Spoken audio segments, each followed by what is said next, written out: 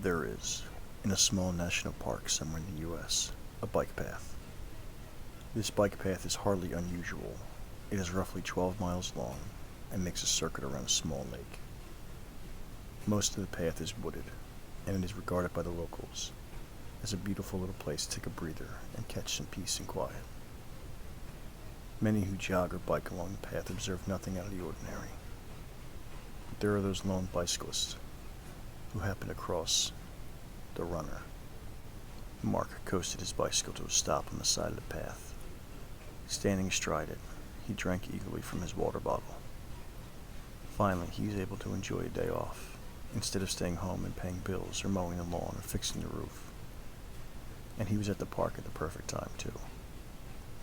He was practically the only one there, besides a few families in the picnic area and the old men who fished from the pier.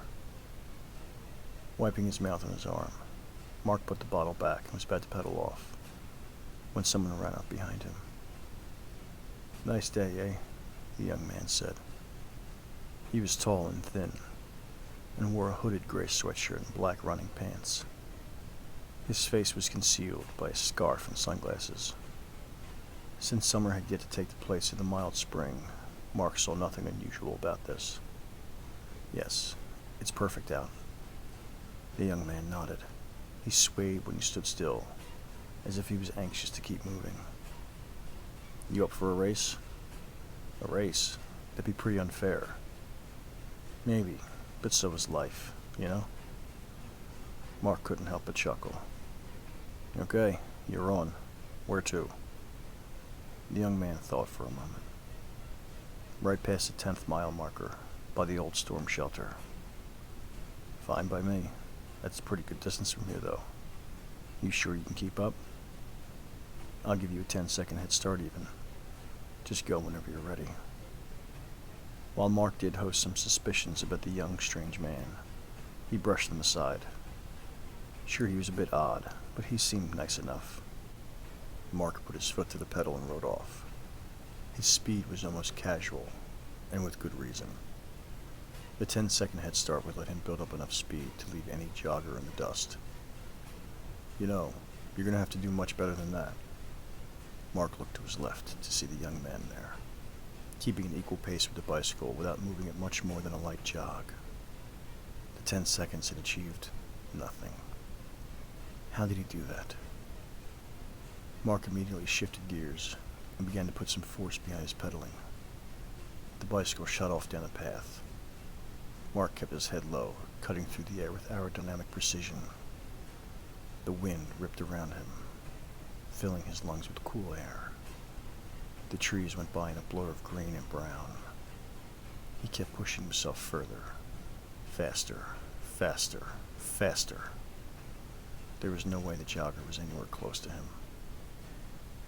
Turning his head to the side, Mark saw, to his dismay, that the young man was still there, matching his speed perfectly. But now he wasn't even running on the path anymore. He ran straight through the woods, dodging obstacles with the grace of a deer. Actually, it would be inaccurate to say that he even ran. He flew. His feet barely touched the ground before he took another leaping stride forward. His scarf waved behind him like a tail. The way he ran, Mark could imagine him laughing. Mark's amazement at this was numbed by the overwhelming sensory maelstrom his speed had achieved.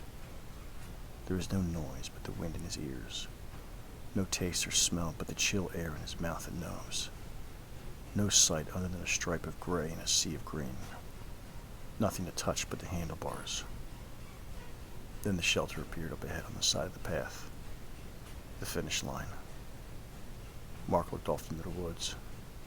There was no sign of the young man. He must have left him behind. Redirecting his gaze towards the shelter, he gasped and hit the brakes, hard. He screeched to a halt in front of the old wooden storm shelter. Twin streaks of rubber burned into the path behind him, and the young man standing in front of him. "Nice effort there," he said, not the least bit winded. Mark, on the other hand, could not reply due to the shortness of his breath. "I almost thought you were a lost cause at the beginning." but you pulled through for the finish. Best race I've had in a long while. How? How did you do that? Mark panted. I really don't know what you're talking about. But anyway, here's your prize. What prize? Your consolation prize, of course. The young man almost sounded insulted. I can't let effort like that go unrewarded. So much better than the others. Mark's vision began to warp. The forest seemed to grow darker, unreal. The young man seemed to loom larger and more mysterious. Shadows and shapes that should not have been there appeared in the forest. Bodies. Dozens of them. Bodies impaled on saplings.